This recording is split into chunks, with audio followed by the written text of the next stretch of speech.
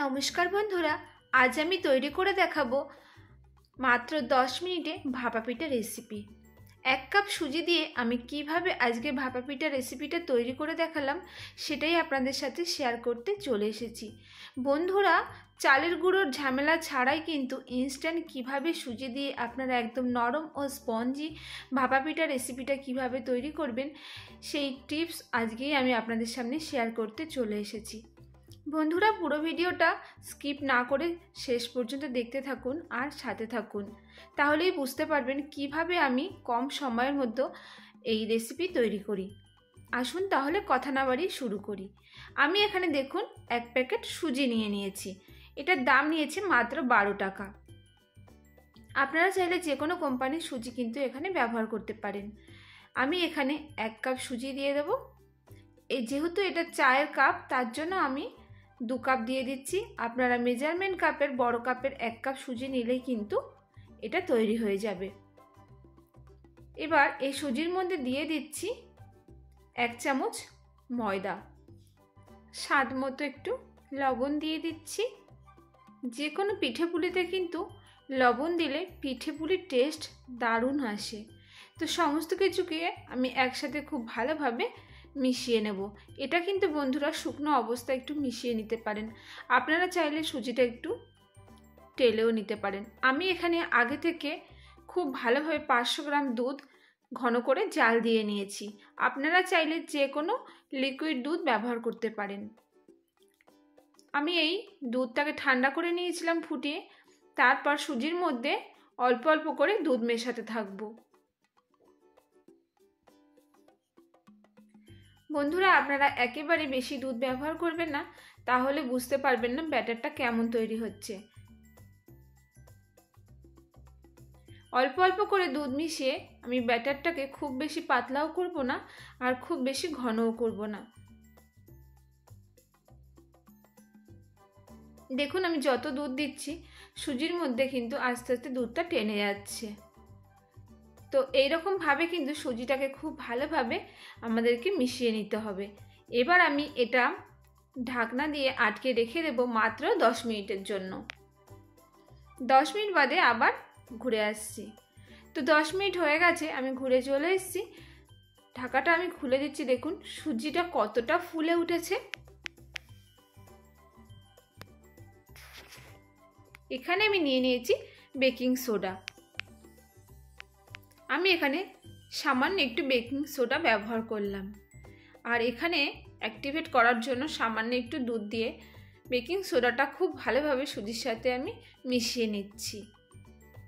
দেখেছেন বন্ধুরা সুজিটা কতটা ঘন হয়ে গেছে। তো এখানে কিন্তু আরও কিছুটা দুধের আমার পরিমাণ লাগবে। তা আরও কিছুটা দুধ আমি এখানে সুজির মধ্যে ব্যবহার করছি।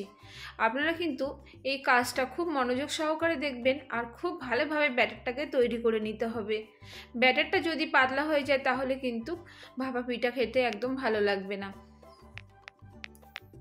তো এইরকমভাবে কিন্তু আমি আবারও ঢেকে রেখে দেব 5 থেকে 7 মিনিটের জন্য। এদিকে আমি আখের গুড় নিয়ে নিয়েছি 100 গ্রাম, আর নিয়েছি হাফ নারকেলের মালার যে নারকেল, সেটাকে আমি কুড়িয়ে নিয়েছি। নারকেলটা কিন্তু খুব মিহি করে আমি কুড়িয়ে নিয়েছি।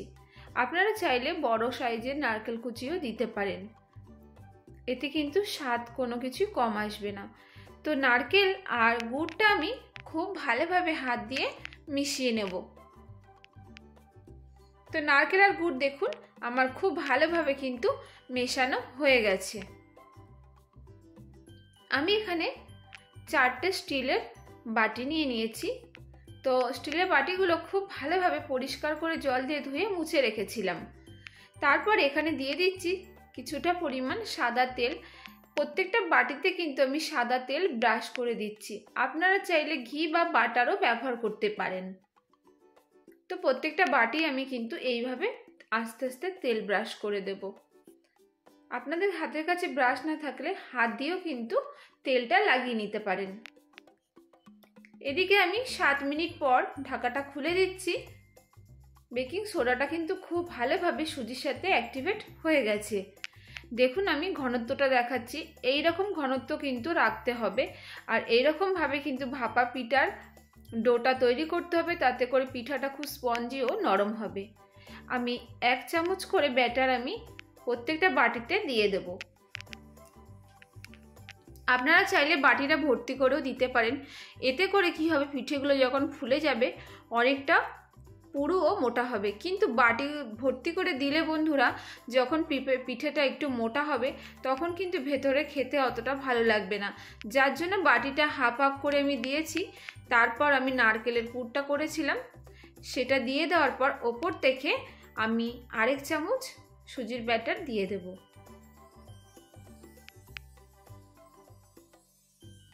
তো দেখুন প্রত্যেকটা বাটিতে আমার কিন্তু সুজির ডো দেওয়া হয়ে গেছে। এইভাবে আস্তে আস্তে আমি একটু ট্যাপ করে দেব, এতে করে কোনো বাবলস থাকলে সেগুলো কিন্তু বেরিয়ে যাবে।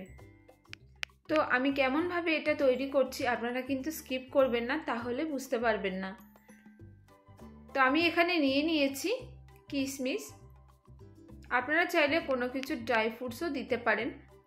আমি এখানে কিশমিশগুলো খুব সুন্দরভাবে সাজিয়ে দিচ্ছি আস্তে আস্তে, আপনারা আপনাদের পছন্দ হিসাবে সাজিয়ে দিতে পারেন। তো প্রত্যেকটা বাটি কিন্তু আমার খুব সুন্দরভাবে কিশমিশগুলোকে দেওয়া হয়ে গেছে। এবার চলে যাব পরবর্তী স্টেপে।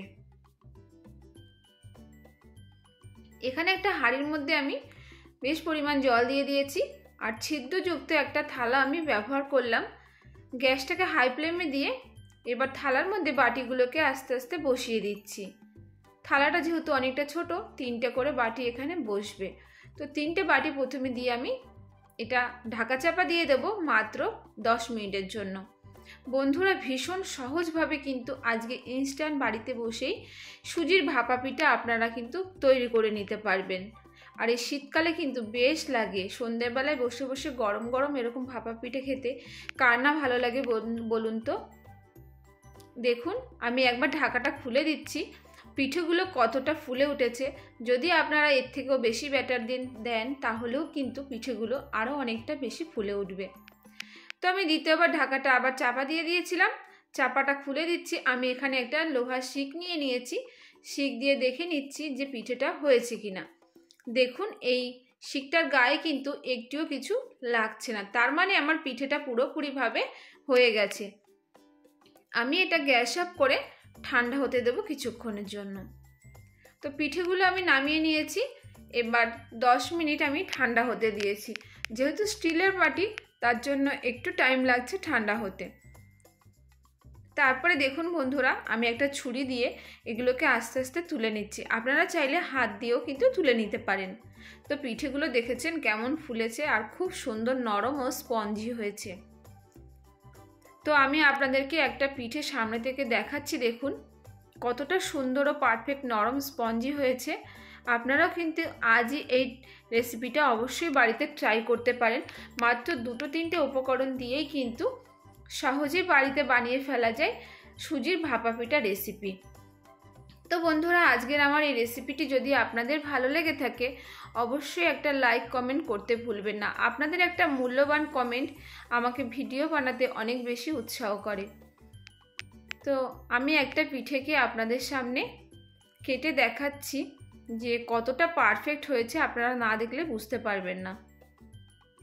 আমি একটা ছুরি দিয়ে কেটে দেখাচ্ছি। আপনারা নারকেলের পুরটা যতটা দেবেন পিঠেটা দেখতে পাচ্ছেন কতটা নরম ও স্পঞ্জি হয়েছে। তো বন্ধুরা সবাই ভালো থাকবেন, আপনাদের সাথে আমার আবারও দেখা হবে নেক্সট রেসিপিতে। ধন্যবাদ।